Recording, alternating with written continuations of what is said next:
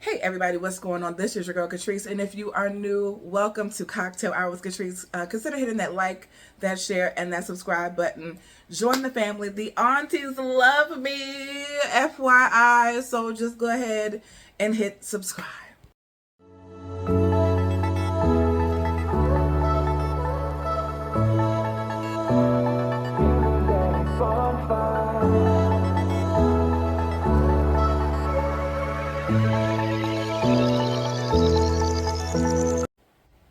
Hey everybody, what's going on? This is your girl Catrice, and if you are new, welcome to Cocktail Hour with Catrice. I hope that you all are doing well, and let's just get started for today. Number one, I put out a video yesterday in regards to the situation, so we're going to talk a little bit more about it today because I have a little bit more time. The video was in regards to this young person. I'm going to honor their pronouns even in their death, okay? And so I'm going to call them they, them, all right? The person's name was Toreka, Eternity, Philops, James, okay? Their Facebook page with over 7,000 people following them was by the name of Eternity Philops. I believe they were a thought leader in their whatever sector they were a part of. And but they do have the foundation of church and the church sector, okay? And I found out about this situation through the North Carolina beat, Joe Jackson. Shout out to him. I found out about it yesterday, and I immediately was curious as to what was going on because y'all know for a while I was trying to quit YouTube, and I really didn't want to watch a lot of church content. But I like how he does it because he also puts up articles on his website, and so I reviewed it. I looked at it. I also went over to their Facebook page, Eternity Phillips page, found the page, watched some of the videos. I watched the main video. I listened to the main point of contact that they actually put out, content rather. And this one was out of all the situations that I've talked about this year, 2024, this is probably one of the most serious. And when I talk about these different situations on YouTube, I want people to understand that, like, YouTube doesn't pay me enough for this to be a job. Okay, this is a passion project. I want people to know that, like, you have to have a passion to do something like this, to talk about the situations such as this. And I believe in calling out injustice. Now, just because they are gone now, we can't say exactly what has happened. We can only go by what they expressed their experience was and be respectful of that. However, the pastor, although there are messages that are on my website, cocktailhourwithcatrice.com, from between Eternity and the pastor, Pastor Sonia Walker, the pastor has not come out with a statement yet. They still have not said anything. And it's very interesting. The silence, it's always puzzling when something like this comes out, when people are really quiet. And here's the biggest piece that is really bothering me. Now, y'all know where I'm about to go. The thing that's bothering me the most is you're a woman. And I have a lot of men that I talk about all the time, okay? It bothers me. And I can say if it was just like, and mind you, it was a consensual, according to Eternity, it was a consensual relationship. But when you think about it, from the standpoint of this pastor knew of this young person when they were a child. And so there must have been some ill thoughts or something on the behalf of the pastor that was not right, if this is what she has really done to this person. And but according to Eternity, it started when they were 18 years old. And it's always, and so for me, that is it does kind of cross over to that gray area of pedophiles. We have to be careful for YouTube. You have to put it in the category of pedophilia because they were young when the pastor was introduced to them. And I'm going to go as hard for Eternity, I'm going to go as hard on this pastor, as I do about the male pastors. Because according to eternity, there were people that knew what was going on. 2 women in the church that were in the room separate from them and said nothing. Didn't say anything. They just acknowledged them at the time. And the pastor gets off scot-free. And this is another example. And we get on the men all the time. We talk about the men and their lack of discipline. You know, they're always on 10. They're always doing something they have no business doing. But we got to talk about the women in the church too. And if you are one of these people and the shoe fits, I need you to put that thing on and I need you to wear it. I want you to walk around in your house to church tomorrow, and I want you to wear that shoe that you put on, and you're allowing this foolishness to go on in the Lord's church. Because think about it, the majority of people that are in the church right now, especially in the black church, are women. And the women are the ones that do more covering up than anybody else for the pastors. And at this point, we can say respectfully, not disrespectfully, male pastors and women pastors. It's the same at this point. Because if those 2 women knew what was going on with Eternity and Pastor Sonia, why did they not talk to Eternity's mother? Why did they not bring this to the attention of the elders? Why wasn't someone notified? Why wasn't someone contacted and said, we need to call a meeting with the elders to have a discussion about what this pastor and first lady was doing? No, they gave him a pass. You know why? They would rather go after the smaller person in the situation than confront the major party in the situation, which was Pastor Sonia. And they failed to hold the bigger person that has more to lose accountable. And so then what happens is the cycle repeats.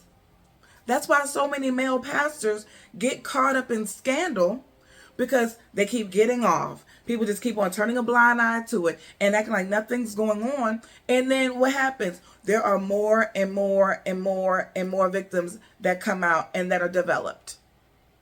And it's stupid at this point. Okay?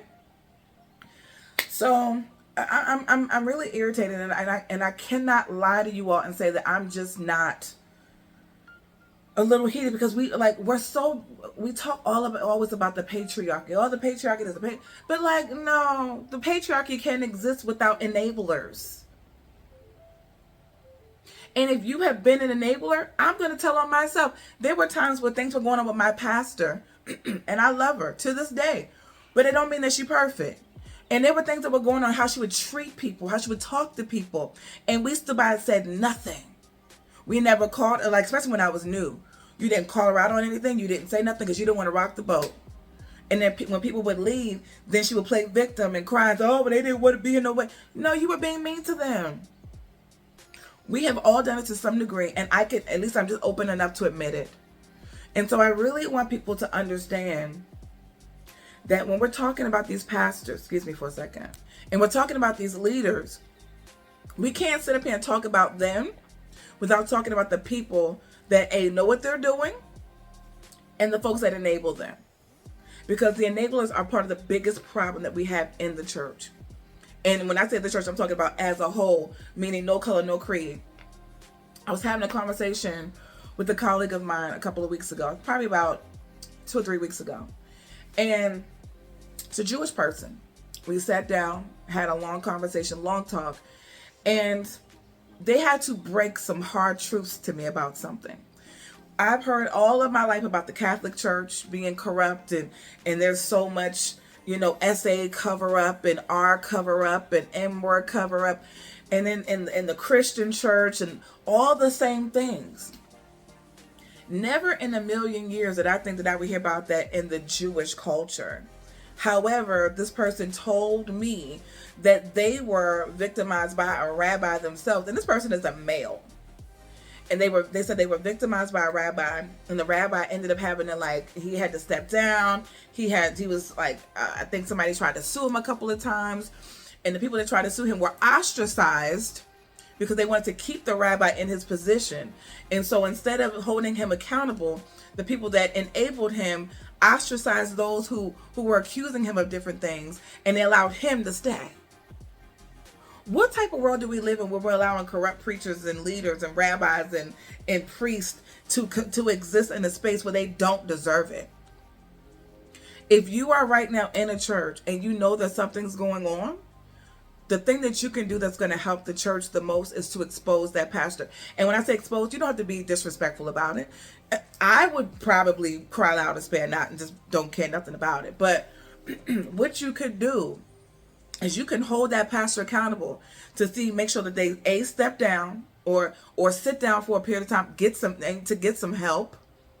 You hold them accountable, and if they're committing a crime, turn them into the authorities. That's what you could do. That's going to help the next generation of upcoming leaders and parishioners and members of whatever type of church or faith-based religion that's out there that's being exposed to all this foolishness. You can hold them accountable.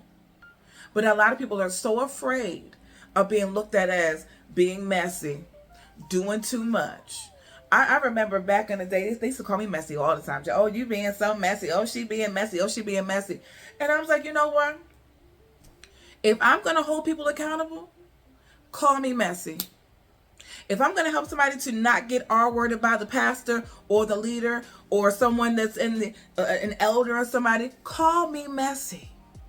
Look, being called messy is better than being called an accessory to the fact. I'd rather be called messy than an accessory to the fact. How about that one? Because if something happens and you know it and you don't report it and you know it's a crime or it's unethical, then you are now an accessory to the crime. Now, I would rather be called messy than an accessory. Y'all can call me messy, or you can call me cocktail hour with messy Catrice. That's what you can call me. I would rather be called that than being called by the police because I knew that something was going on and I failed to report it.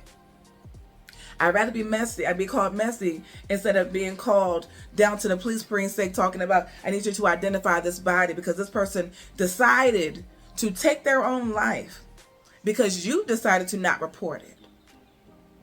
How about that? How about we just take ourselves out of the equation about how people are going to perceive us and what they're going to say about us, and just call a thing a thing. If your pastor is a pedo, if your pastor is being is a R word with the IST at the end of it, if your pastor is someone that is committing any type of crime, it is your duty to report it. I work in mental health, right? So I do like case management and stuff for my full-time gig. And one thing they will tell you is this: if a person even mentions taking themselves out of here and you don't report it, you are liable for that life. You are liable for what that person has done to themselves because you did not hold up the proper ethical standards to take what they said seriously. And so if they actually act on it, then it's on you. And you can be held liable for that person's life. And so when I talk to a client, I say, listen, whatever you do, don't say X, Y, and Z to me. We're cool, yes. I got your back, yes. I'm going to help you as much as I can. But as soon as you say that word, it is my job to make a phone call. I tell that to my little cousin too. She calls me about anything. I said, listen, your secret is safe with me. She has been talking to me, God, since, well, actually, most of her life, actually. And her mother knows it. Her mother knows that we're very, very close. But I told her this. I said, I will never betray your trust unless you tell me that you want to harm yourself or someone else. I said, outside of that, your secret, I promise you, is safe with me. And I almost got caught up with her one time because she felt, being young. You know what I'm saying? But I tell her all the time, I will never betray your trust unless you do one of those things. I am going to call your mother and tell her we have a problem. Okay? There was one time, not to get too much into it, that she said, I need a break, Catrice. And I said, okay, take your break. And her mother called me and we talked. And not one time did I betray her trust. because she had never said those things to me that were trigger words for me to call her mother. And her mother said, and I know you're not going to tell me anything unless they know how I am. If she can tell me that, you know, she met a new guy, or she wants to trade, she wants to go to another school, you know, she wants to be in another program where she's afraid to tell her parents, whatever it is, I'm not going to say anything about it. But the second you call me and you tell me you want to harm yourself or someone else, Houston, we have a problem. That is what the church needs to do. The church needs to act like they are working for the space station and letting the people know that, hey, we have a problem over here. This pastor has a problem keeping the right hand of fellowship in their pants. This female pastor has a problem with abusing young people. Because now we have a woman pastor that has the audacity to treat this young person like they were disposable, and now a precious life is gone. We have a problem. And until people come to grips with this, the church is going to be in the same state, and you are going to have a highway ticket straight to hell. Straight to hell, because you all like to deal with foolishness. Instead of being called messy and separating yourself, you want to be a part of the clique. You want to be a part of the group, so you don't want to rock the boat. Call me Aaliyah. I'm rocking that thing. Okay? I don't care what you say. If a person comes to me and tells me, or if I see it and I witness it, don't tell me nothing. Don't share nothing with me that you don't want to get back, and you are doing something that's wrong. Call me Aaliyah. I'm rocking the boat. I don't care what you say. Okay? But you won't call me an accessory to the fact. Anyway, I love you guys. Hope that you all are well. And I hope that this video finds you all in decent spirits. I just had to elaborate on this because this situation is so unfortunate. And we need more people to come out and cry loud and spare not. And I hope that Eternity's family is getting the help that they need. I hope they are. There's nothing that you can say in a time like this when it comes down to grief for a family, but just that we're praying for you, and that I hope at some point in time that God helps you to mend fences with yourselves, and that you'll have some sort of closure. But this is a tragic situation, and if a lot of you are not careful, you're going to be on the opposite side of this situation, something like this, and it's going to be a smaller child that does something like this, and you're going to be called right down to that police station to be an accessory.